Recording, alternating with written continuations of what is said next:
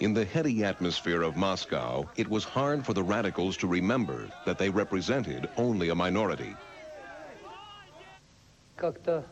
In one of my conversations with Gorbachev, he said, somewhat irritably, "You radicals, you don't understand. You find it easy to talk, but you're talking from the point of view of Leningrad or Moscow. But what you don't understand is the country is not just made up of Moscow and Leningrad. People throughout the country think differently. If everybody thought the same way as they do in Moscow and Leningrad, then I could act differently. But Russia is vast.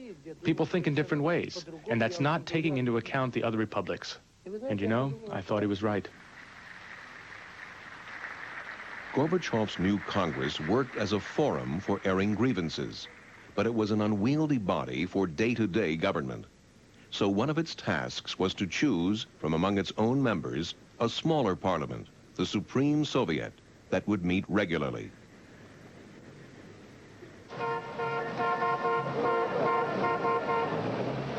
Boris Yeltsin's popularity with his Moscow electorate would count for little when the Congress came to choose the Supreme Soviet.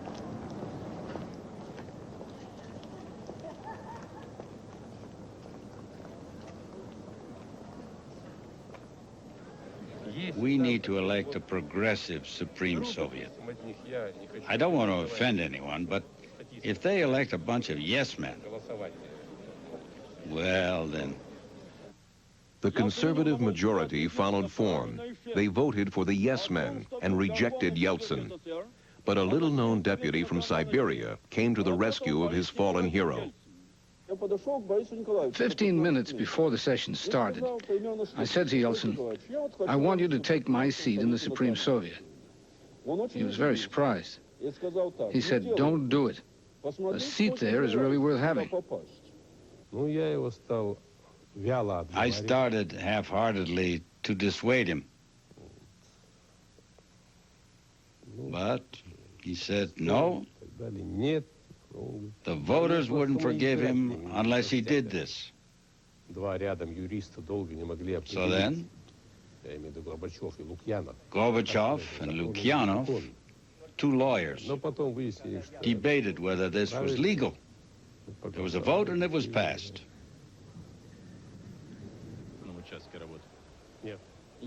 I'm Kazanik. He's Yeltsin.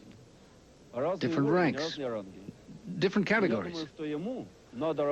I believe he should sit on the Supreme Soviet, not me. I can wait my turn.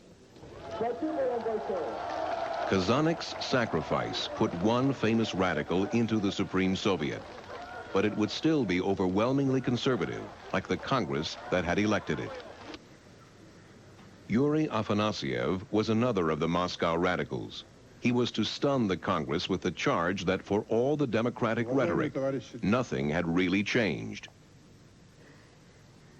I address myself to you, to whom I would call the aggressive, obedient majority.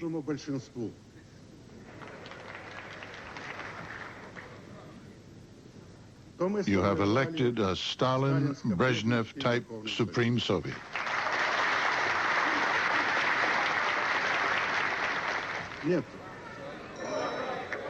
I'm about to finish. I'm about to finish. Afanasyev's speech was simply anti-communist. There is no other word that I can use. And naturally, it had an extremely negative effect on everyone, not just me.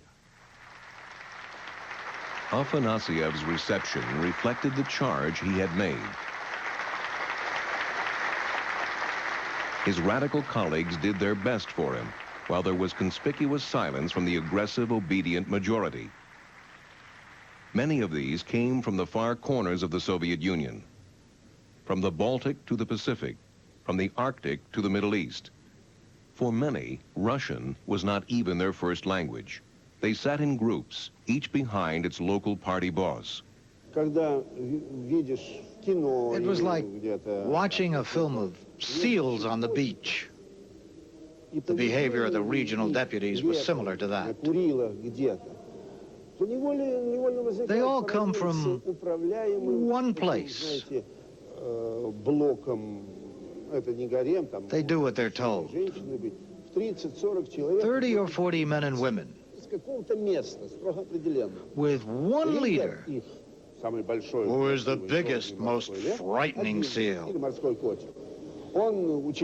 He keeps order, and he only needs to bark to make everyone obey him. In Gorbachev's new political circus, the SEALs barked loudest at Andrei Sakharov, especially when the issue was the war in Afghanistan. I don't want to apologize to the Soviet Army. I haven't offended the Soviet Army or Soviet soldiers. After all, he said that, well, I'm too old to learn this art of politics. I'm not a politician, but I can also do something. I will speak very honest about everything what we have now in our country. And this will be my contribution. I spoke out against the Soviet invasion of Afghanistan. That's why I was exiled to Gorky. I'm proud of what I did.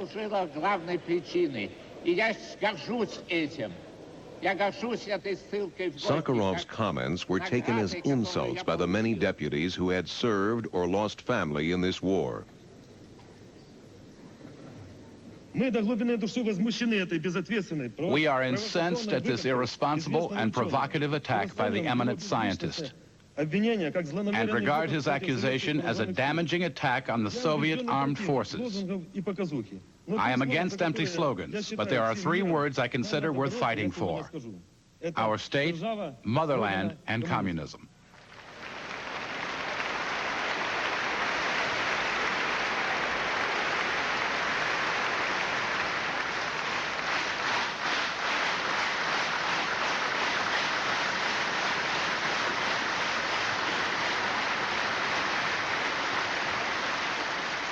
It was very hard to just sit there when the entire hall stood up to clap and showed their hatred for Sakharov. I forced myself physically to stay in my seat. In this instance, Sakharov's behavior really provoked the Congress. Yes, they had organized a response in advance, but Sakharov's attack had provoked the Congress even farther. He asked for it, but the outburst was disgraceful. It reminded me of newsreels of the 30s, when our workers demanded the annihilation of criminals, Trotskyites, and so on. What I saw was collective psychosis, a return to the days of Stalin. I have a small plot of land where I grow these beautiful flowers, peonies. And the morning after Sakharov's speech, I cut a huge bunch of these peonies, just huge. It was heavy with big blooms. I brought this monster bouquet to the Kremlin for Sakharov.